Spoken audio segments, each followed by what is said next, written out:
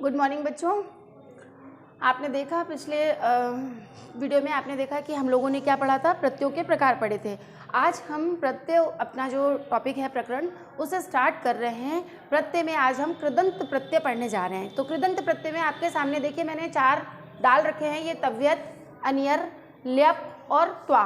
ठीक है, तव्यत और अनियर दोनों का मतलब हिंदी में अगर इनका सेंस देखें तो इसका मतलब होता है चाहिए, यानी ये दोनों प्रत्यय जो हैं इनका इस्तेमाल हम चाहिए अर्थ के लिए करते हैं।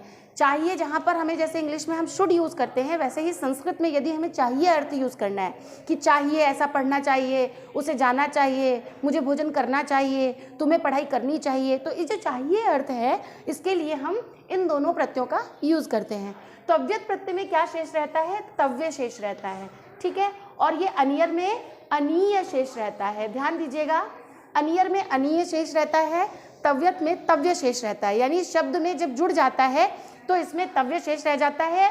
क्या हट जाता है हमारा? ये वाला त हलंत्य, जो हलंत्यम, हल अंत्यम, हल का जो अंत है वो हट जाता है, लोप इति, और उसका लोप विधायक सूत्र से लोप हो जाता है। ऐसे ही इस रै का भी यह हलंत्य वर्ण है और इसका भी इसी प्रकार से लोप हो जाता है।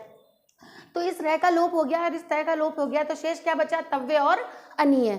इससे मिलकर के जो शब्द बनता है, जैसे आप देखिए पठ धन तव्यत, ये पठ धन तव्यत है। अब जब इसमें हम तव्यत प्रत्यय जोड़ेंगे तो ये क्या बन जाएगा? पठितव्यम। अब इसमें ई का आगम हो गया है, इस तरीके से इसके शब्द बनते हैं, पठितव्यम। ये तो पठितव्यम है, और तीनों लिंगों में इन दोनों का जो यूज है वो तीनों लिंगों में शब्द बनते हैं। तीनों लिंगों में कैसे बनते हैं? तीनों लिंगों का प्रकार समझिएगा कि तीनों लिंगों में शब्द कैसे बनते हैं। जैसे कि मान लीजिए पठ धन तव्य लिया हमने, तो इसका अगर हम पुल्लिंग शब्द बनाएंगे तो पुल्लिंग शब्द हमारा क्या बनेगा? पठितव्यः। पठितव्यः, ये विसर्ग लग गया, ये पुल्लिंग बन गया। अगर हमने इसमें आ की मात्रा लगा दी, पठितव्या, पठितव्या, तो ये क्या बन गया? स्त्रीलिंग शब्द बन गया। उसके बाद में यदि हम इसमें अम जोड़ देते हैं तो पठनीयम, अब पठितव्यम, पठितव्यम, ये म आ गया, तो ये क्या बन गया हमारा? नपुंसक लिंग शब्द बन गया। इसी तरीके से ये अनियर प्रत्यय है। अनियर के भी तीनों लिंगों में कैसे बनता है? जैसे आप मान लीजिए लिख धन अनियर, ये हमारा प्रत्यय जोड़ा हमने, लिख धन अनियर। तो अब इसके तीनों लिंगों में रूप कैसे बनेगा? लिखनीय, इसमें ई का ए बन जाता है गुणादेश होकर के, यहाँ पर गुणादेश होता है और ई का ए बन जाता है, तो ये क्या बन जाएगा शब्द हमारा? लेखनीयः,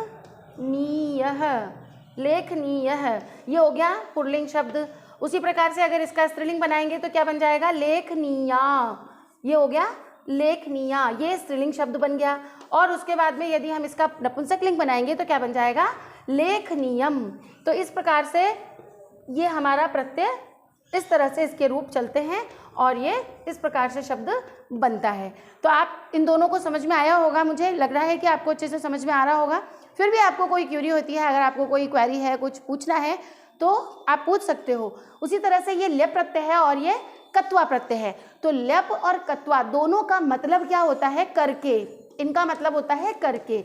जैसे मैं पढ़ करके सो गया, मैं खाना खाकर बाजार गया, तो करके जो अर्थ है ना, पढ़ करके, खा करके, सो करके, जा करके, लिख करके, इस तरीके से जो ये करके वाला अर्थ है उसके लिए हमारे पास संस्कृत में क्या होता है? ल्यप प्रत्यय होता है और त्वा प्रत्यय होता है। ध्यान दीजिएगा, ल्यप में केवल य शेष रहता है, ल्यप में हमारे पास केवल य शेष रहता है, और त्वा में ये जो त्वा है, आधा क त्वा, इसमें केवल त्वा शेष रहता है। ये क का लोप हो जाता है और इधर लय का लोप हो जाता है। तो इन दोनों का लोप होने के बाद में यहाँ पर ये हलंत्यम है और यहाँ पर ये त्वा शेष रहता है, यहाँ पर ये हलंत्यम है। तो इन दोनों की क्या हो जाती है? इत संज्ञा हो जाती है, और इधर इस क की इत संज्ञा हो जाती है। इत संज्ञा जो है लोप विधायक सूत्र है, तो इस तरीके से इनका लोप हो जाता है और उसके बाद में यहाँ पर शेष क्या बचता है? य, और यहाँ पर शेष क्या बचता है? त्वा। तो इस तरीके से आप देखिएगा, इसका वर्ड फॉर्मेशन देखिएगा, शब्द कैसे बनते हैं।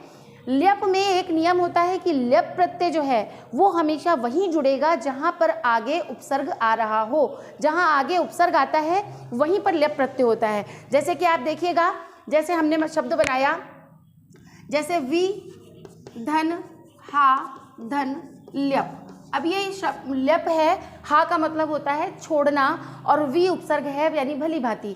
तो अब इसको जब हम मिला करके शब्द बनाएंगे तो ये हमारा शब्द क्या बनेगा, विहाय।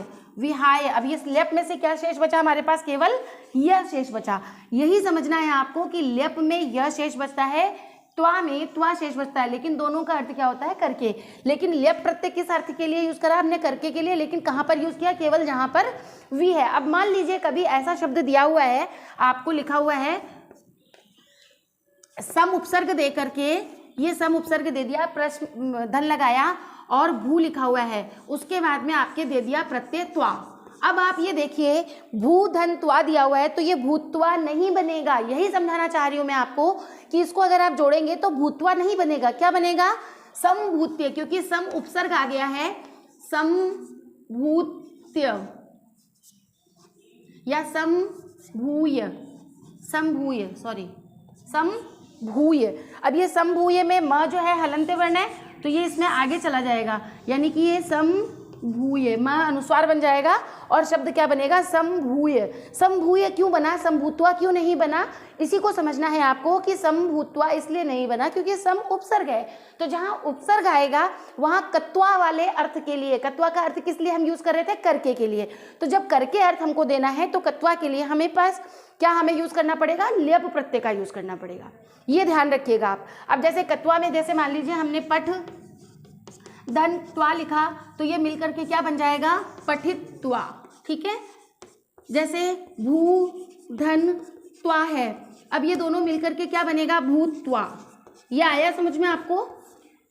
4 प्रत्यय आज अपन ने पढ़े हैं, एक तो तव्यत, एक अनियर और एक लेप और एक कत्वा। तो ये चारों प्रत्यय आपको क्लियर होंगे, समझ में आ रहे होंगे। आप लोगों के पास जो भी बुक्स अवेलेबल हैं उसमें प्रत्यय दिया हुआ होगा, तो आप इन चारों प्रत्ययों को आज पढ़िएगा। नेक्स्ट वीडियो में हम इसके आगे के और भी प्रत्यय पढ़ेंगे। ध्यान से पढ़िएगा, समझने की कोशिश कीजिएगा। फिर भी आपको नहीं समझ में आया तो आप हम लोगों से पूछिएगा। ओके बच्चों।